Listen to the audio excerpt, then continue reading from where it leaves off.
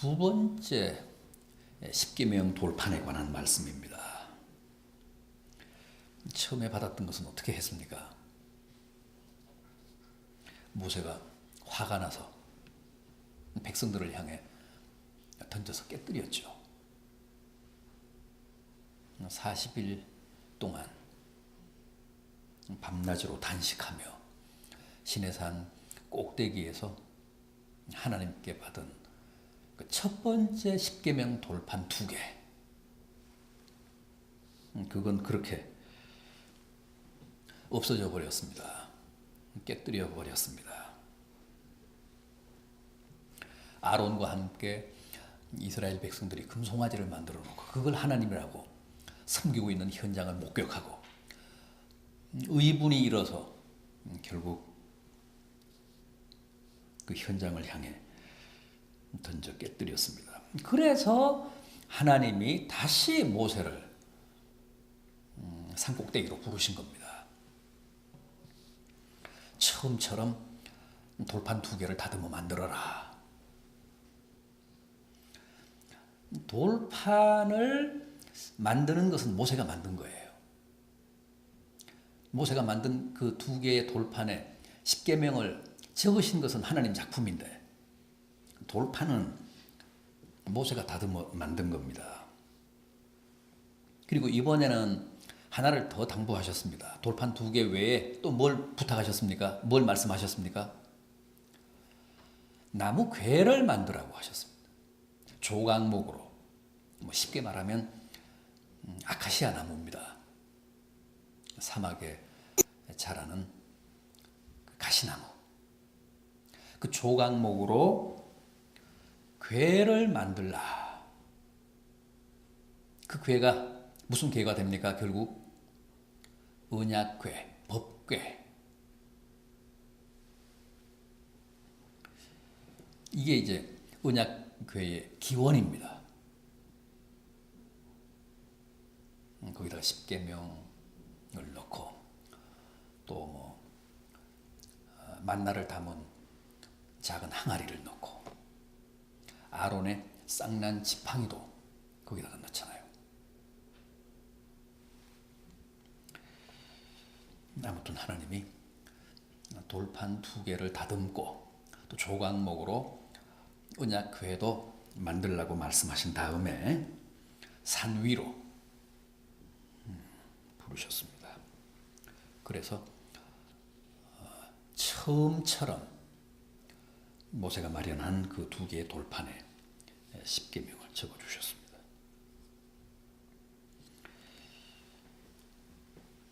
하나님이 만들라고 그 명령하신 그 언약궤 안에는 조금 전에 말씀드린 대로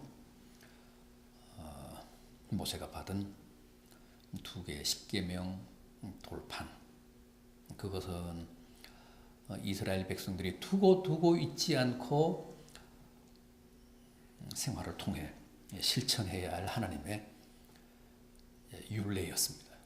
율법. 그 다음에 이제 아론의 쌍난 지팡이는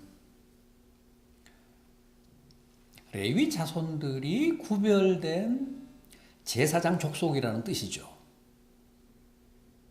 모세도 레위 자손이었습니다. 모세의 형인 아론도 레위 자손들이었습니다. 아론이 이를테면 초대 제사장이었습니다. 각 지파의 그 족장들의 지팡이를 하나님이 모으라고 하셨잖아요. 그런데 아론의 지팡이에만 싹이 나고 꽃이 피게 하셨습니다. 그 얘기는 아론의 지파가, 아론이 소속된 레위 지파가 제사장 족속이라는 사실을 확실하게 공인해 주시기 위해서 그런 표적을 보이신 겁니다. 그래서 그걸 잊지 말고 대대로 가르치고 또 레위 자손들은 그런 제사장직을 바르게 수행하게 하시기 위해서 아론의 지팡이에 싹이 돋게 하시고 그걸 그 언약궤, 법궤 안에 넣어서 보관하시게 했습니다. 보관하게 하셨습니다. 그 다음에 만나 항아리를 넣어두게 하신 것은 하나님이 광야 생활을 하는 동안 이스라엘 백성들에게 일용할 양식을 주셨다는 사실. 그러니까 하나님은 언제나 당신의 백성들의 일용할 양식을 친히 챙기신다는 사실을 법궤 안에 있는 만나 항아리를 보고 백성들로 하여금 두고두고 깨닫게 하기 위해서 그걸 보관하게 하신 겁니다.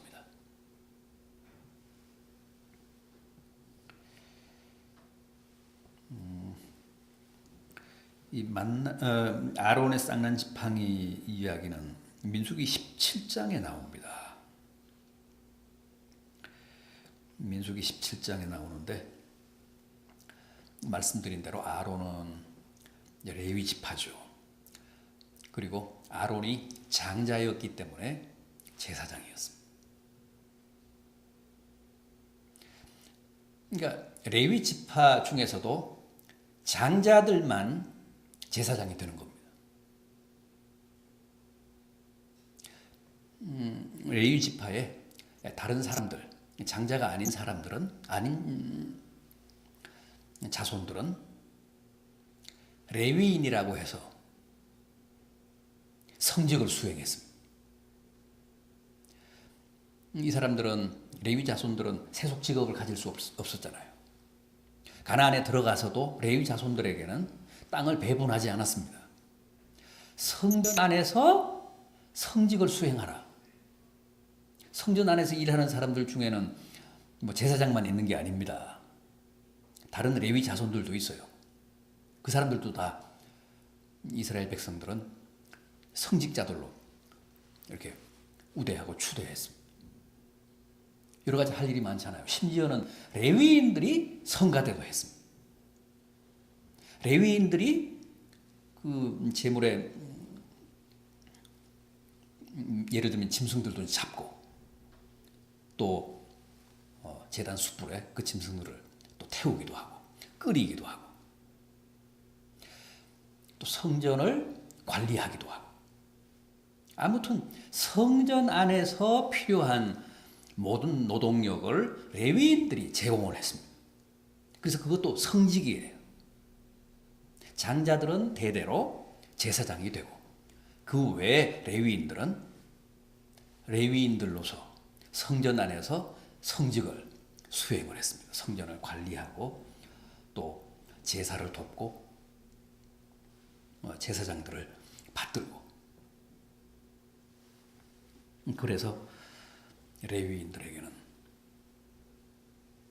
분깃이 없습니다. 9절 말씀이 바로 그런 뜻입니다.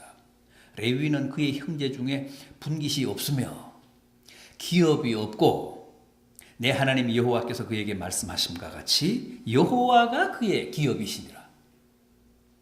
그래서 가나안 땅을 레위 족속들에게는 배분하지 않았습니다. 그러면 뭘로 살았습니까?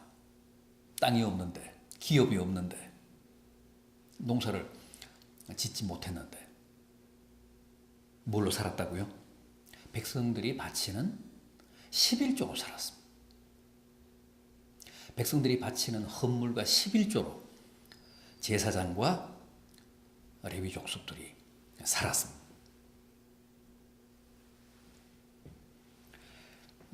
그래서 성경의 전통에 의하면, 성서적 전통에 의하면 레위인들, 성직자들은 세속 직업을 가질 수 없습니다.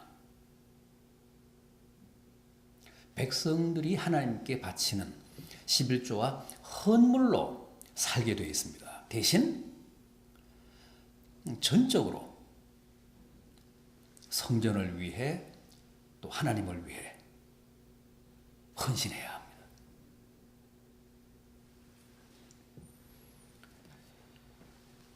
이제 그런 전통이 이어져서 요즘도 대개는 그렇잖아요. 성직자들은 세속 직업을 갖지 않습니다. 교회와 하나님의 일에만 전념합니다.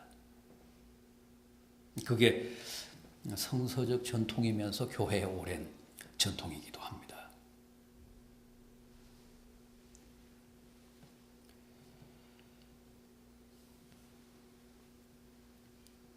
심지어 모세가 만든 그 십계명을 넣은 언약궤의 관리도 하나님이 직접 레위인에게 명령하셨습니다.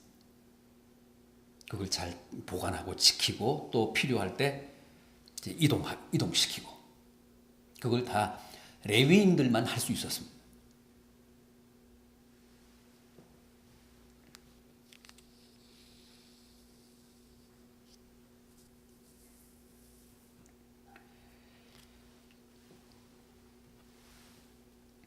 그런데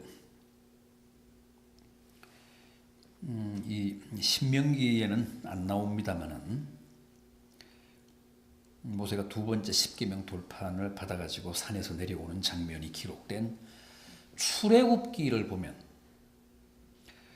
출애굽기 34장 29절 이하를 보면 이렇습니다. 우리 한번 출애굽기 34장 29절 이하 보겠습니다. 출애굽기 34장 29절 이하 34장 마지막 절인 35절까지 우리 같이 한번 읽어보겠습니다. 29절 이하 마지막 35절까지 모세가 그 증거의 두 판을 모세의 손에 들고 시내산에서 내려오니 그 산에서 내려올 때에 모세는 자기가 여호와와 말하였으므로 말미암아 얼굴 피부에 광채가 나나 깨닫지 못하였더라. 아론과 온 이스라엘 자손이 모세를 볼 때에 모세의 얼굴 피부에 광채가 남을 보고 그에게 가까이 하기를 두려워하더니 모세가 그들을 부르매 아론과 회중의 모든 어른이 모세에게로 오고 모세가 그들과 말하니 그 후에야 온 이스라엘 자손이 가까이 오는지라. 모세가 여호와께서 시내산에서 자기에게 이르신 말씀을 다 그들에게 명령하고 모세가 그들에게 말하기를 마치고 수건으로 자기 얼굴을 가렸더라. 그러나 모세가 여호와 앞에 들어가서 함께 말할 때에는 나오기까지 수건을 벗고 있다가 나와서는 그 명령하신 일을 이스라엘 자손에게 전하며 이스라엘 자손이 모세의 얼굴의 광채를 보므로 모세가 여호와께 말하러 들어가기까지 다시 수건으로 자기 얼굴을 가렸더라.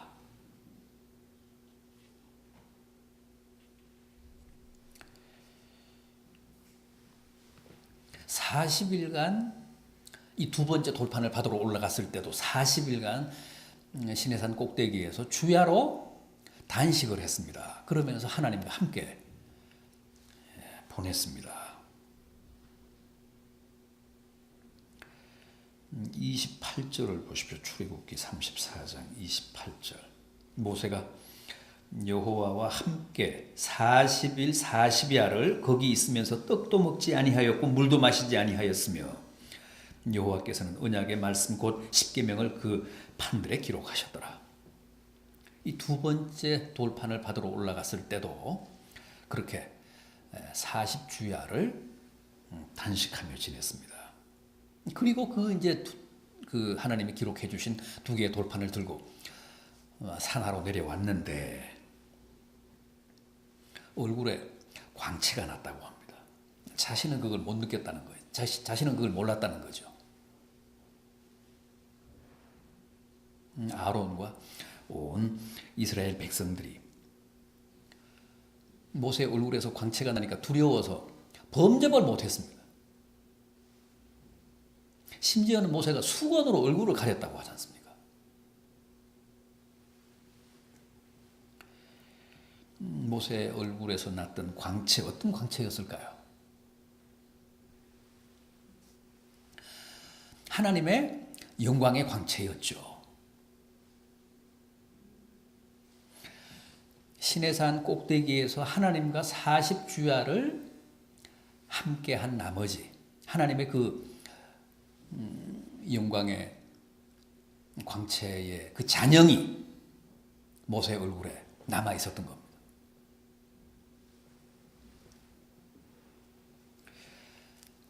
하늘에 천사들도 광채가 납니다.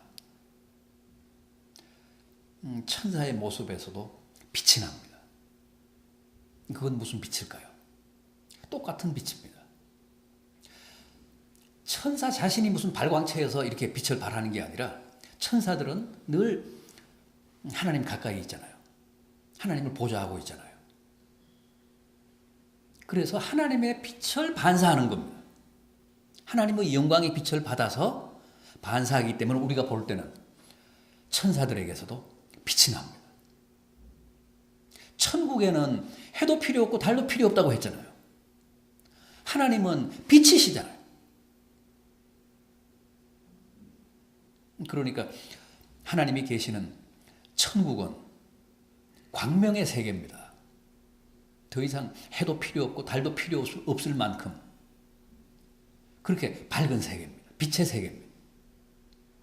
따라서 그런 빛이신 하나님을 시내산 꼭대기에서 40주야 함께 하나님과 지냈기 때문에 당연히 모세의 얼굴에서는 빛이 날 수밖에 없었습니다.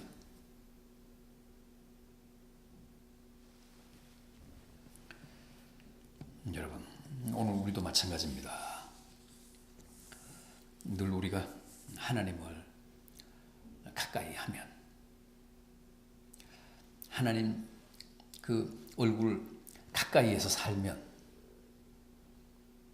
우리도 하나님의 영광의 빛을 반사할 수 있습니다. 그래서 믿는 사람들이 이 얼굴이 어두우면 얼굴이 그늘지면 그건 바람직하지 않습니다. 어쨌든 우리 얼굴은 밝아야 돼요. 세상 사람들보다 얼굴에서 빛이 더 많이 나야 합니다. 왜냐하면 그래도 우리가 항상 하나님을 가까이 하며 살잖아요. 하나님의 영광의 빛을 반사해야 할 사명이 우리들에게 있잖아요. 너희는 빛이라. 무슨 우리 자신이 빛을 낸다는 게 아니라 늘 하나님의 면전에서 사는 사람들로서 하나님의 그 영광의 빛을 받아서 세상을 향해 반사해야 할 사명이 있다는 뜻입니다. 주님은 참빛이라고 하셨잖아요. 그 참빛이 세상에 오셨다고 했잖아요.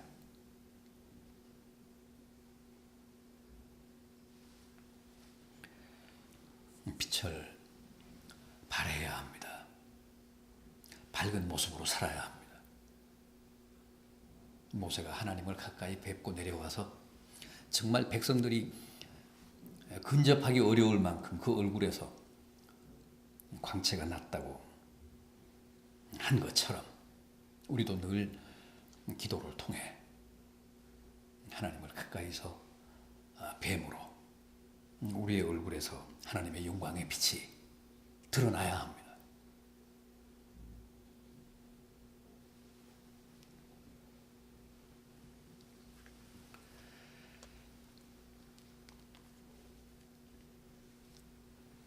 그리고 오늘 우리가 함께 본 본문 신명기 10장 10절과 마지막 11절 보십시오. 내가 처음과 같이 40주 40야를 산에 머물렀고 그때에도 여호와께서 내 말을 들으사 너를 차마 멸하지 아니하시고 여호와께서 내게 이르시되 일어나서 백성보다 먼저 길을 떠나라. 내가 그들에게 주리라고 그들의 조상들에게 맹세한 땅에 그들이 들어가서 그것을 차지하리라 하셨느니라.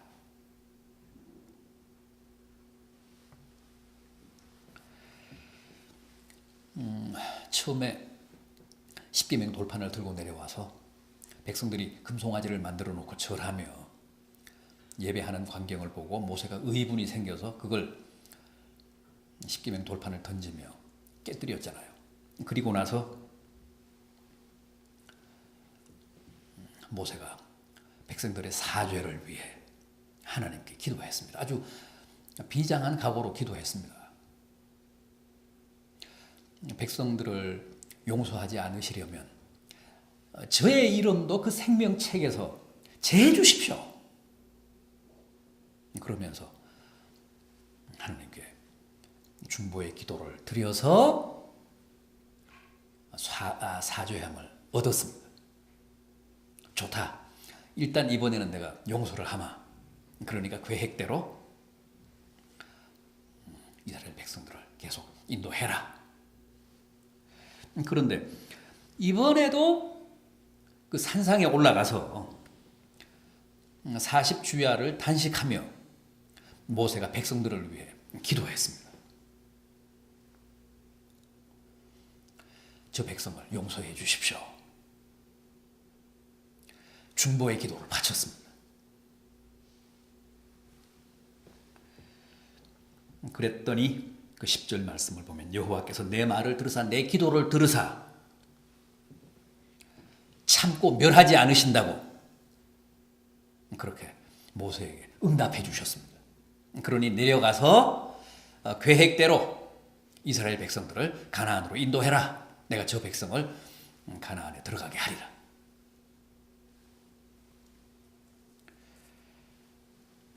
여러분, 우리 믿는 사람들은 늘 하나님을 가까이 모심으로 그 표정도 밝고 얼굴에서도 빛이 나야 할 뿐만 아니라 또 하나 중요한 역할이 있습니다. 기능이 있습니다. 중보의 역할입니다. 중보의 사명입니다.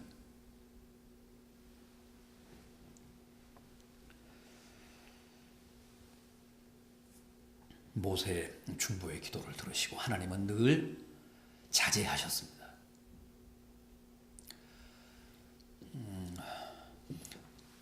그 이스라엘 백성들에 대한 진노를 철회하셨습니다. 이거 대단히 중요한 믿는 사람들의 역할입니다. 우리도 늘 중보의 기도를 드려야 합니다. 정말 하나님이 우리의 기도를 들으시고 내 백성, 우리나라를 용서하시고 우리나라 위에 은혜를 베푸시고 축복을 허락하시도록 중보의 기도를 드려야 합니다. 또 내 가정과 내가 몸담고 있는 교회를 위해서도 중보의 기도를 아끼지 않아야 합니다.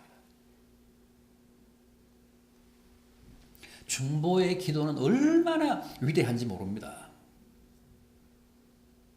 그 한 사람의 중보의 기도가 그 민족, 그 공동체의 운명을 바꿉니다. 우리는 이 물량주의에 익숙해서 나 하나의 기도가 무슨 도움이 될까? 내 한 사람이 나라를 위해, 민족을 위해, 우리 사회를 위해 혹은 교회를 위해 기도하는 게 그게 무슨 힘이 될까? 그렇게 과소평가합니다. 그렇지 않습니다. 동일한 소원을 놓고 합심해서 하는 기도도 중요하지만 한 사람이 자기가 소속된 그 공동체를 위해 하나님께 중보의 기도를 바치는 것 너무너무 귀하고 위대합니다. 하나님은 늘 그 중보의 기도를 들으시고 그 공동체의 죄악을 용서하십니다. 성경을 보면 항상 그렇습니다. 예레미야 5장 1절입니다. 너희는 예루살렘 거리로 빨리 다니며 그 넓은 거리에서 찾아보라. 너희가 만일 정의를 행하며 너희 대신 진리를 구하는 자를 한 사람이라도 찾으면 내가 이 성을 용서하리라. 단 한 사람의 중보자라도 있다면 그 기도를 접수해서 내가 이 성을 멸망시키지 않겠다. 이 성에 대한 진노를 내가 철회하겠다. 이 성의 운명을 바꾸겠다. 그러니 제발 좀 그 한 사람의 중보자를 찾아다오. 그래서 나로 하여금 이 성을 멸망시키지 않게 해다오.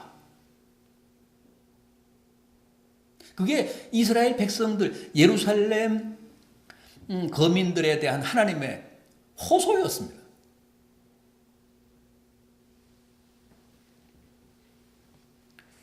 에스겔 22장입니다. 에스겔 22장 마지막 부분에 보면 이런 말씀 나옵니다.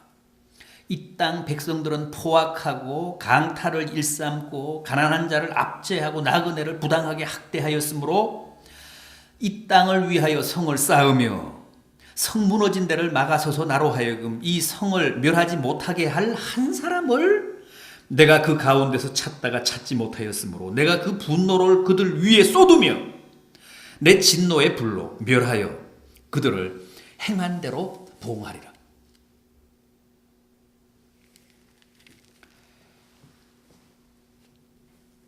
전체의 운명에 단 한 사람의 중보자가 얼마나 결정적인 역할을 하는지를 우리에게 역설하는 말씀입니다. 한 사람의 중보 행위가, 한 사람의 중보의 기도가 그 가정을 살리고 그 사회를 구하고 그 교회의 운명을 좌우합니다. 제발 내 한 사람의 이 중보의 기도가 얼마나 엄청난 위력을 가졌는지를 깨달으시고 중보의 기도에 더욱 힘쓰시고 애쓰시기 바랍니다. 중보의 기도를 절대 여러분 스스로 과소평가하지 마십시오. 하나님은 너무너무 귀하게 여기십니다.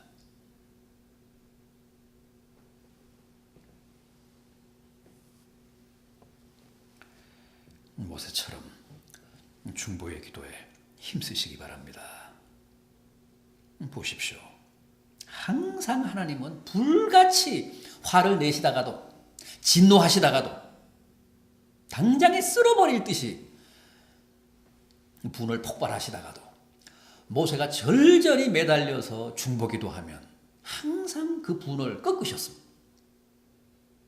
항상 용서하셨습니다. 그러니까 모세에게 져주셨습니다.